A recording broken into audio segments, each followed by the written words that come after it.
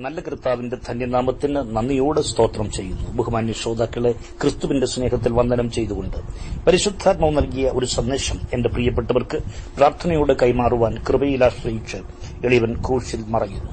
എക്കാലത്തും ജനകോടികൾക്ക് ആശ്വാസം പകർന്നുകൊണ്ട് സഹസ്രാബ്ദങ്ങൾ കഴിഞ്ഞിട്ടും തേജസ്സോടെ നിലകൊള്ളുന്ന വിശുദ്ധ തിരുവഴുത്തിലെ ഒരു വാക്യം ഈ പുലരിയിലെ നമ്മുടെ ചിന്തയ്ക്കായി പരിശുദ്ധാത്മാവ് നൽകിയതുകൊണ്ട് ഞാൻ ദൈവത്തിന് സ്തോത്രം ചെയ്യുന്നു. 34 സങ്കീർത്തനമാണ്. അതിന്റെ 15 വാക്യം.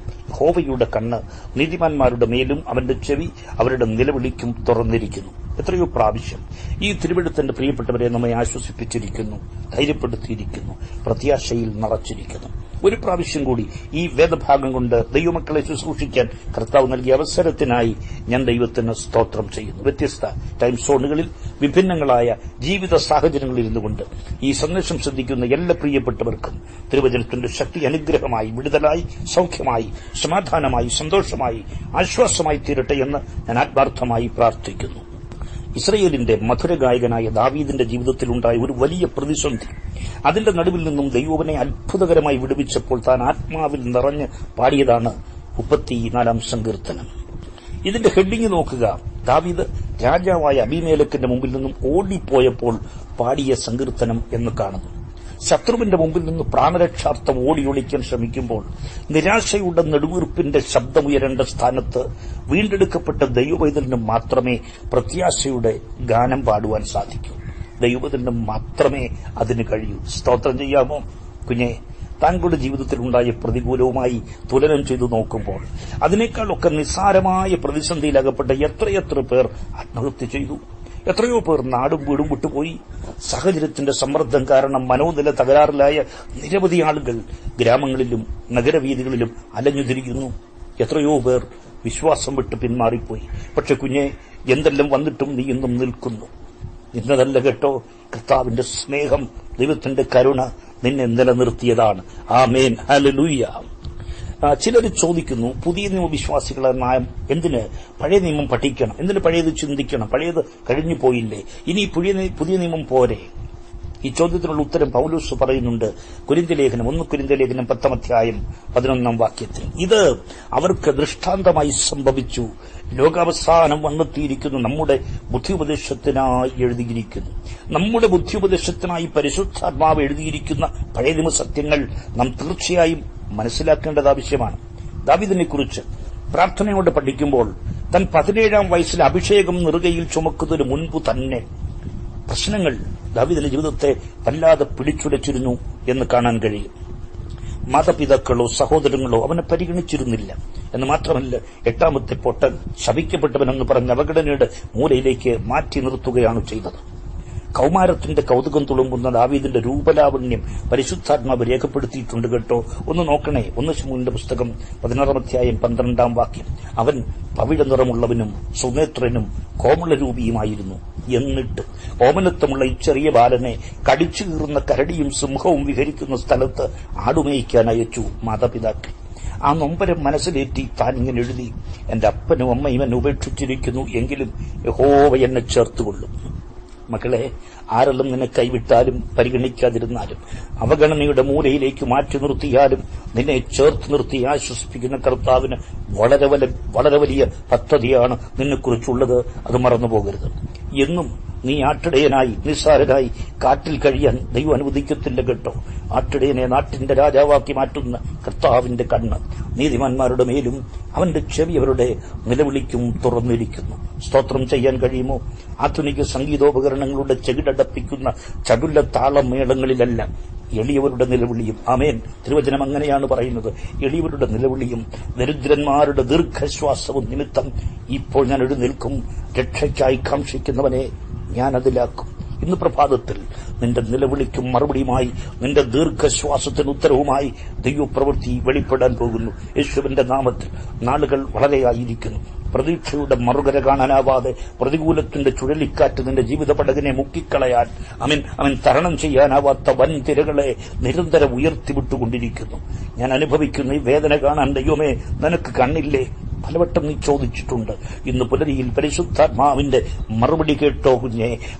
യഹോവയുടെ കണ്ണ് നീതിമാന്മാരുടെ മേലും അവന്റെ ചെവി അവരുടെ നിലവിളിക്കും തുറന്നിരിക്കുന്നു. സ്തോത്രം. കാറ്റടിക്കട്ടെ, തിരമാലകൾ ഉയരട്ടെ, കൊടുങ്കാറ്റിനെ ശാസിക്കുന്നവൻ, കടലിന്റെ ഗർവത്തെ അടക്കുന്നവൻ നിനക്ക് വേണ്ടി എഴുന്നേറ്റ് വരും. യെസ്, ആമേൻ, ആമേൻ. സ്നേഹിത, അമരമുടഞ്ഞാലും അണിയമുറച്ചാലും കൈവിട്ട് പാറിപ്പോവുകയാണെന്ന് തോന്നിയാലും നിന്നെ ലക്ഷ്യത്തിലെത്തിക്കാൻ വിളിച്ചിറക്കിയ, നിനക്ക് വേണ്ടി ചോര നീന്തിയ ദൈവം ശക്തൻ. ഇസ്രായേലിയരുടെ ചുറ്റുമുള്ള സമ്മിശ്ര ജാതികളുടെ ഇടയിലുള്ള ഒരു അന്ധവിശ്വാസം. എന്തായിരുന്നു അന്ധവിശ്വാസം? യഹൂദന്മാരുടെ ചിന്താഗതിയിലും കടന്നുകൂടിയിരുന്ന ഒരു അന്ധവിശ്വാസം. എന്താണത്? എട്ടാമത്തെ പുത്രൻ കുടുംബത്തിന് ദോഷമാണ്, അവൻ ശാപഗ്രസ്തനാണ്, അതുകൊണ്ട് എട്ടാമത്തെ പുത്രനെ ബാലിന് സമർപ്പിക്കണം. പെൺകുട്ടിയാണെങ്കിൽ ദേവദാസിയായി ക്ഷേത്രത്തിൽ നൽകണം. യഹൂദനായതുകൊണ്ട് മകനെ ബാലിന് കൊടുക്കാനും വയ്യ, ശാപഗ്രസ്തനായതുകൊണ്ട് വീട്ടിൽ നിർത്താനും വയ്യ. കൗമാരവിനിയും കടന്നുപോയിട്ടില്ലാത്ത ബാലനായ ദാവീദിനെ ക്രൂരമൃഗങ്ങൾ മതിച്ചു പുളയ്ക്കുന്ന കാട്ടിൽ ആടുപേയ്ക്കാൻ വിട്ടതിന് പിന്നിൽ ഈ വിശ്വാസമുണ്ട് കേട്ടോ.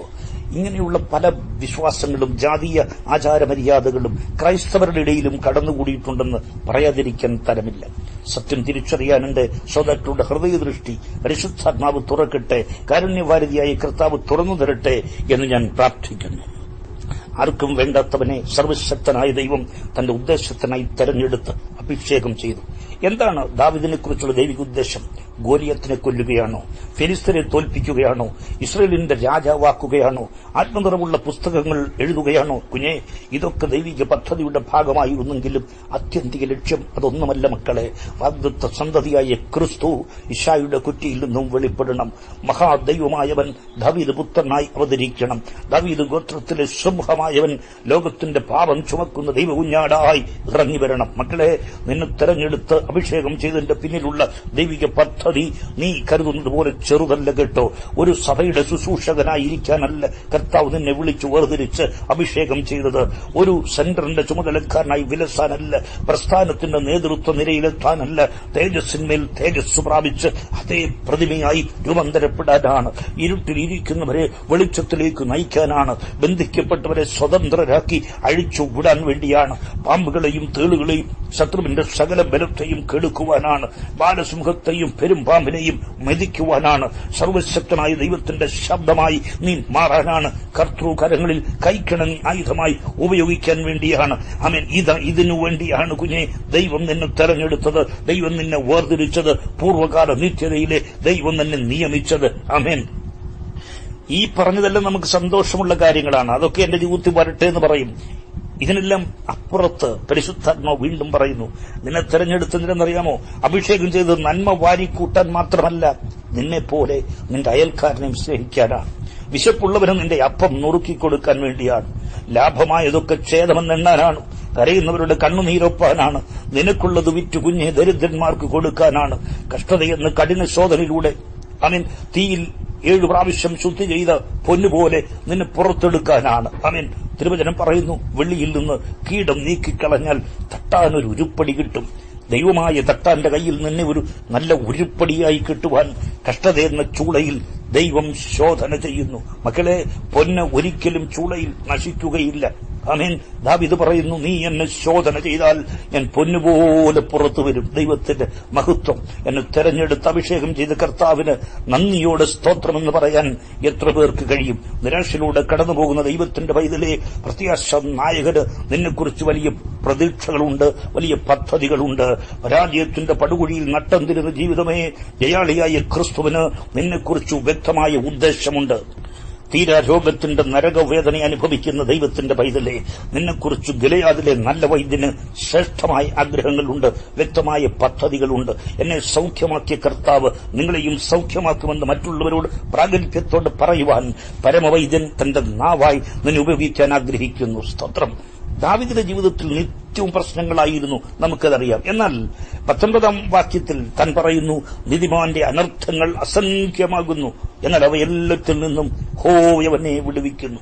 ആമേൻ. വത്സല ദൈവ കുഞ്ഞുങ്ങളെ, യേശുക്രിസ്തുവിന്റെ അരികിൽ വന്നാൽ, ദൈവത്തിലായി മാറിയാൽ പിന്നെ ജീവിതത്തിൽ ഒരു പ്രശ്നവും ഉണ്ടാകില്ലെന്ന് പഠിപ്പിക്കുന്നവർ ഉണ്ട്. യഥാർത്ഥത്തിൽ അവർ ജനത്തെ ചതിക്കുകയാണ് ചെയ്യുന്നത്. യേശുക്രിസ്തു പറയുന്നു. തന്റെ അടുക്കൽ വന്നവരോടാണ് പറയുന്നത്. 3.5 കൊല്ലം തന്നോടുകൂടെ ഉണ്ടായിരുന്നവരോട് പറയുന്നത്, ലോകത്തിൽ നിങ്ങൾക്ക് കഷ്ടമുണ്ട്, എങ്കിലും ധൈര്യപ്പെടുവിൻ, ഞാൻ ലോകത്തെ ജയിച്ചിരിക്കുന്നു. തിരുവചനം പറയുന്നു, 6 കഷ്ടങ്ങളിൽ നിന്ന് അവൻ നിന്നെ വിടുവിക്കും, 7ാമത്തെ ഏതിലും തിന്മ നിന്നെ തൊടുകയില്ല. അനർത്ഥം വ്യസന കാരണമായി തീരാതെ മരണനിഴലിൻ താഴ്വരയിലും ശരണമായി ദൈവം തമ്പുരാൻ കർത്താവായ യേശുക്രിസ്തു ജീവനെ തന്നവൻ കുഞ്ഞെ നിന്നോട് കൂടെയിരിക്കും. മനസ്സറിയാത്ത കാര്യത്തിന് അപവാദം കേൾക്കുന്ന ദൈവവൈതലേ, നിനക്ക് വേണ്ടി ന്യായപാലനം നടത്തുന്ന കർത്താവ് ഈ പുലരിയിൽ നിന്നോട് പറയുന്നു, യെസ്, നിന്റെ നേരെ ഉയരുന്ന അപവാദത്തിന്റെ ചരൽ കല്ലുകൾ, ആക്ഷേപത്തിന്റെ കൂരമ്പുകൾ നിന്റെ മുന്നോട്ടുള്ള ജീവിതത്തിൽ പരാജയത്തെ കീഴടക്കാനുള്ള കരുത്ത് പകരുകയല്ലാതെ അനർത്ഥം വ്യസന കാരണമായി തീരാൻ ദൈവം സമ്മതിക്കില്ലെന്ന് പരിശുദ്ധാത്മാവ് ആലോചന പറയുന്നു.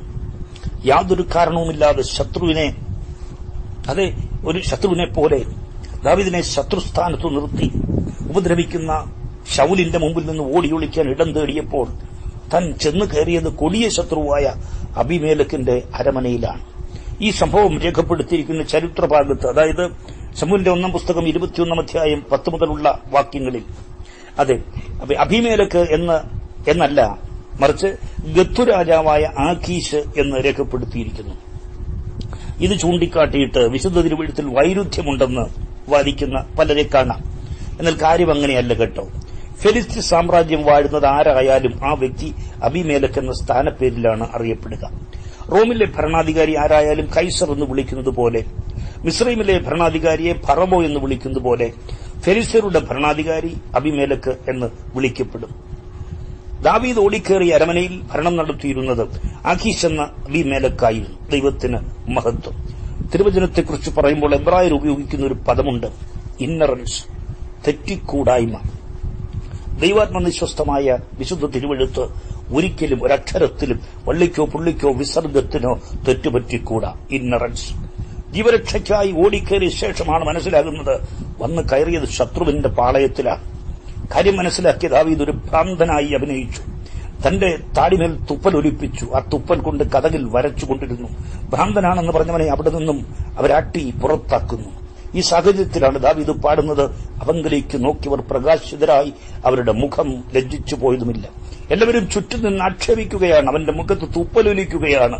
അവനെ കാണുന്നവർ ആരും പറയും, ദാവീദ് ലജ്ജിച്ചുപോയി, വാഗ്ദത്തം കേട്ടവൻ ലജ്ജിച്ചുപോയി, അനുഭവവും വാക്കും തമ്മിൽ ഒരു ചേർച്ചയുമല്ലോ. താടിയിൽ തുപ്പലൊലിപ്പിച്ച് കതകിൽ ഭ്രാന്തനെ പോലെ വരച്ചുകൊണ്ടിരിക്കുന്നു. പ്രിയപ്പെട്ടവരെ, ലോകമെന്നും പറയട്ടെ, യാഥാർത്ഥ്യം നാം തിരിച്ചറിയണം. വിശുദ്ധ വേദപുസ്തകം നാം പഠിക്കുമ്പോൾ ഇവിടെ കതകിൽ വരച്ചുകൊണ്ടിരുന്നു എന്നുള്ളതിന് മൂലഭാഷയിൽ തോട എന്ന പദമാണ് കാണുന്നത്. തോട. ആ വാക്ക് ശരിയായി വിവർത്തനം ചെയ്താൽ വരയ്ക്കുക എന്നല്ല, ബൗണ്ടറി ഇടുക, അതിരിടുക എന്ന് പറയേണ്ടി വരും. അങ്ങനെയാണെങ്കിൽ ദാവീദ് കതകിൽ വരച്ചതെന്തായിരുന്നു? അവൻ അതിരിടുകയായിരുന്നു, ബൗണ്ടറി വരയ്ക്കുകയായിരുന്നു. അതിരിട്ടു? എന്തിനാണ് ബൗണ്ടറി വരച്ചത്? ദുഷ്ടപിശാചേ, നീ ഇതുവരെ എന്നോട് പോരാടി, ഇവിടെ ഞാൻ നിന്റെ അതിക്രമത്തിന് അതിരു വരയ്ക്കുകയാണ്, നിന്റെ പോരാട്ടത്തിൽ ഞാൻ ബൗണ്ടറി ഇടുകയാണ്. നീ എനിക്ക് എന്റെ ജീവിതത്തിൽ നിനക്ക് എന്റെ ജീവിതത്തിൽ സ്ഥാനമില്ല. തിരുവചനം പറയുന്നു. യോബ് 28:3, മനുഷ്യൻ അന്ധകാരത്തിന് അതിരുവരയ്ക്കുന്നു, അലറി മറിയുന്ന അലകടലിന് കടന്നുകൂടാതെ വണ്ണം മണൽ കൊണ്ട് അതിരുവെച്ച കർത്താവ് കുഞ്ഞെ നിന്റെ ഉള്ളിൽ വസിക്കുന്നത് കൊണ്ട് ദൈവവൈതലിന് അന്ധകാരത്തിന് അതിരുവയ്ക്കാൻ കഴിയും. സ്തോത്രം. ദുഷ്ടപിശാചിന്റെ പോരാട്ടത്തിന് ബൗണ്ടറി ഇടാൻ കഴിയും. മഹാസമുദ്രത്തിന് അതിരുവെച്ചവൻ, പ്രപഞ്ച ശക്തികളുടെ സഞ്ചാരപഥത്തിന് പരിധി നിശ്ചയിച്ചവൻ, സൂര്യചന്ദ്ര നക്ഷത്രാദികളായ ജ്യോതിർഗോളങ്ങൾക്ക് വാഗ്മാത്ര കൊണ്ട് അതിർ നിശ്ചയിച്ചവൻ അഭിഷേകത്തിന്റെ ശക്തിയായി നിന്റെ ഉള്ളിൽ വസിക്കുന്നു. തിരുവചനം പറയുന്നു, നീ ഇങ്ങനെ നിലവിളിക്കുന്നത് നിന്റെ അകത്ത് രാജാവില്ലയോ? കുഞ്ഞേ, രാജാവല്ല, രാജാതിരാജാവായ ക്രിസ്തു നിന്റെ ഉള്ളിലുള്ളതുകൊണ്ട് ദുഷ്ടശക്തികളുടെ പോരാട്ടങ്ങൾക്ക് യേശു ക്രിസ്തുവിന്റെ നാമത്തിൽ നിനക്ക് അതിരിടാൻ കഴിയും. തലമുറയെ തരികയിൽ നിന്ന് വെല്ലുവിളിക്കുന്ന ശത്രുവിന്റെ പ്രവർത്തനങ്ങൾക്ക് പ്രാർത്ഥനയോടെ അതിരിടുവാൻ, ആത്മശക്തിയിൽ ബൗണ്ടറി വരയ്ക്കാൻ ഈ പുലരിയിൽ പരിശുദ്ധാത്മാവ് കുഞ്ഞെ നിന്നോട് വ്യക്തമായി ആലോചന പറയുകയാണ്. ഈ ഭൂമിയിൽ നീ കെട്ടുന്നത് സ്വർഗത്തിലും കെട്ടപ്പെട്ടിരിക്കും. അതിനു പകരം നാം പലപ്പോഴും പറയും, ദൈവമേ നീ കെട്ടണമേ, നീ കെട്ടണമേ, നീ കെട്ടണമേ. ദൈവത്തിന്റെ പരിശുദ്ധാത്മാവ് പറഞ്ഞു, കുഞ്ഞെ നീ ഭൂമിയിൽ കെട്ടിയാൽ അത് സ്വർഗത്തിൽ കെട്ടപ്പെട്ടിരിക്കും എന്ന് പറഞ്ഞാൽ, കെട്ടാൻ, ഏത് ദുഷ്ടശക്തിയെയും പിടിച്ചു കെട്ടാനുള്ള അധികാരം ദൈവം നിനക്ക് തന്നിട്ടുണ്ട്. നീ ഭൂമിയിൽ കെട്ടുന്നത് സ്വർഗത്തിലും കെട്ടപ്പെട്ടിരിക്കും. ശത്രു വരിഞ്ഞുകെട്ടിയിരിക്കുമ്പോൾ ദൈവത്തോട് പറയും, കർത്താവെ അഴിക്കണേ അഴിക്കണേ. യേശു പറഞ്ഞു, നീ അഴിക്കടാ, നീ ഭൂമിയിൽ അഴിക്കുന്നത് സ്വർഗത്തിലും അഴിയപ്പെടും എന്ന് പറഞ്ഞാൽ ഏത് കടുങ്കെട്ടും അഴിക്കാനുള്ള ദൈവകൃപ, ആമേൻ, പരിശുദ്ധാത്മാവ് നിന്റെ മേൽ ദൈവം പകർന്നിരിക്കുന്നു. ദൈവപ്രവൃത്തി നിന്റെ ജീവിതത്തിൽ വെളിപ്പെടും. കുഞ്ഞെ, ദൂതേറ്റെടുത്തവർക്കായി സ്തോത്രം. കുഞ്ഞെ, നിന്റെ സാമ്പത്തിക വഴികൾ അടച്ചുകളയുന്ന ആഭിചാര മൂർത്തികളുടെ അട്ടഹാസത്തിന് അതിരിടാൻ നിന്റെ മേൽ പകർന്നിരിക്കുന്ന അഭിഷേകത്തിന്റെ ശക്തിക്ക് കഴിയും. ചെങ്കടൽ തീരത്ത് വെച്ച് ദൈവം മോശയോട് പറഞ്ഞു, നീ ഇങ്ങനെ കിടന്ന് നിലവിളിക്കുന്നതിനാ, എഴുന്നേറ്റ് നിന്റെ കയ്യിലിരിക്കുന്ന വടി നീട്ടി വിഭജിക്കുക സമുദ്രത്തെ, എന്നിട്ട് വാഗ്ദത്തത്തിലേക്ക് വഴി തുറക്ക്. നിന്റെ മേൽ പകർന്നിരിക്കുന്ന ശുശ്രൂഷ ഉപയോഗിക്കുക. അതിന് പകരം കരയാതെ അഭിഷേകം യൂസ് ചെയ്യുക. കരഞ്ഞുകൊണ്ടിരിക്കാതെ അഭിഷേകം ഉപയോഗിക്കുക. ഒരു കാരണവശാലും കുടുംബത്തിൽ സമാധാനമുണ്ടാകാൻ അനുവദിക്കില്ലെന്ന് വെല്ലുവിളിക്കുന്ന പോരുകൾ. ഇനിയും നിന്റെ ഭവനത്തിൽ പണം വിരിക്കാൻ അനുവദിക്കാതെ അതിരിടുവാൻ പ്രാർത്ഥിക്കുന്ന ദൈവവൈതലെ, നിനക്കതിന് കഴിയും. അമേൻ. അതിരിടുവാൻ പ്രാർത്ഥിക്കുന്ന ദൈവവൈതലിന് കഴിയും. അമേൻ. പാഠപുസ്തകത്തിന് മുൻപിൽ ഇരിക്കുമ്പോൾ കണ്ണുകളിൽ ഉറക്കമിട്ട് പോരാടുന്ന ശക്തികളുടെ, അന്ധകാര ശക്തികളുടെ പ്രവർത്തനത്തിന് മുൻപിൽ അമേൻ ഹല്ലേലൂയ നിസ്സഹായതൊട്ടിക്കുന്ന കുഞ്ഞുങ്ങളെ ഓർത്ത് നിരാശപ്പെടുന്ന ദൈവത്തിന്റെ പൈതലേ, അമേൻ, ഇന്ന് പുലരിയിൽ നീ ആ പോരാട്ടത്തിൽ അതിരിടണം. യേശുവിന്റെ നാമത്തിൽ അമേൻ. അതിന് ബൗണ്ടറി വരയ്ക്കണം. മുറ്റത്തൊരു പന്തൽ ഉയരാൻ അനുവദിക്കില്ല. നിന്റെ തലമുറയ്ക്ക് വിവാഹ ജീവിതം ഉണ്ടാകത്തില്ല. മൂത്തു നരച്ചു നിന്നു പോകത്തേയുള്ളെന്ന് പറഞ്ഞ് അധരം മലർത്തി തലകുലുക്കുന്ന വ്യക്തികളുടെ മുൻപിൽ നിന്റെ തലമുറയ്ക്കായി തക്ക തുണ ഒരുക്കപ്പെടുന്നു. യേശുവിന്റെ നാമത്തിൽ തടയുന്ന ശക്തികളെ പരിശുദ്ധാത്മാവിൽ അത്യന്ത ശക്തിയാൽ ഈ പുലരിയിൽ ഇവൻ ബ്ലോക്ക് ചെയ്യുകയാണ്. അവന്റെ പ്രവൃത്തികൾ യേശുവിന്റെ നാമത്തിൽ അതിരുവരയ്ക്കുന്നു. മനസ്സിൽ ചിന്തിച്ചിട്ട് പോലുമില്ലാത്ത കേസിൽ കൊടുക്കാൻ ശ്രമിക്കുന്ന വ്യക്തികളെയും അവരിൽ വ്യാപരിക്കുന്ന ശക്തികളെയും പരിശുദ്ധാത്മാവിന്റെ ശക്തിയാൽ ഈ പുലരിയിൽ ശാസിക്കുന്നു. വിശ്വസിക്കുന്ന പ്രിയപ്പെട്ടവർക്കു വേണ്ടി ദൈവപ്രവൃത്തി വെളിപ്പെടുന്നതുകൊണ്ട് സ്തോത്രം. കിടക്കയിൽ നിന്ന് എഴുന്നേൽക്കാൻ അനുവദിക്കാതെ മാറാരോഗിയാക്കി മാറ്റി നിരാശ, നിന്റെ നാശം കാണാൻ കണ്ണും ഇഴിച്ചു കാത്തിരിക്കുന്ന വ്യക്തികളും അവരാൽ അയക്കപ്പെട്ട നേർച്ച കാഴ്ച ശക്തികളും ദൈവപുത്രനായ യേശു ക്രിസ്തുവിന്റെ നാമത്തിന്റെ അധികാരത്തിൽ ഈ പുലരിയിൽ ശാസിക്കപ്പെടുകയാണ്. കുഞ്ഞെ, യേശുവിന്റെ നാമത്തിൽ എന്നും നീ വാടക വീടിൽ കിടക്കുകയല്ലാതെ സ്വന്തമായൊരു വീട് വെച്ച് പാർക്കാൻ എത്ര ശ്രമിച്ചാലും അനുവദിക്കില്ലെന്ന് വെല്ലുവിളിക്കുന്ന സാത്താന്യ ശക്തികൾ ഈ പുലരിയിൽ ബന്ധിക്കപ്പെടുകയാണ്. രക്തം ജയം അധപ്പതനത്തിന്റെ ആഴത്തിലേക്ക് നിന്റെ ബിസിനസ് ആണ്ടുപോവുകയല്ലാതെ നീ ഉയർച്ച ഇനി സ്വപ്നം കാണുക പോലും വേണ്ടെന്ന് പറഞ്ഞ് തന്ത്രം മെനയുന്ന പോരുകൾ മഹാദൈവത്തിന്റെ സാന്നിധ്യത്തിന് മുൻപിൽ മാറുകയാണ്. വിശ്വസിക്കുന്നവരുടെ ജീവിതത്തിൽ ദൈവപ്രവൃത്തി വെളിപ്പെടുന്നത് കൊണ്ട് സ്തോത്രം ചെയ്യുന്നു. ഒരു പ്രാവശ്യം കൂടി കർത്താവിന്റെ വചനം കൊണ്ട് എന്റെ പ്രിയപ്പെട്ടവരെ ശുശ്രൂഷിക്കുവാൻ അവസരം നൽകിയ ദൈവത്തിന് നന്ദിയോടെ സ്തോത്രം ചെയ്യുന്നു. സുവിശേഷകൻ രാജൻ ഫിലിപ്പാണ് പതിവ് പോലെ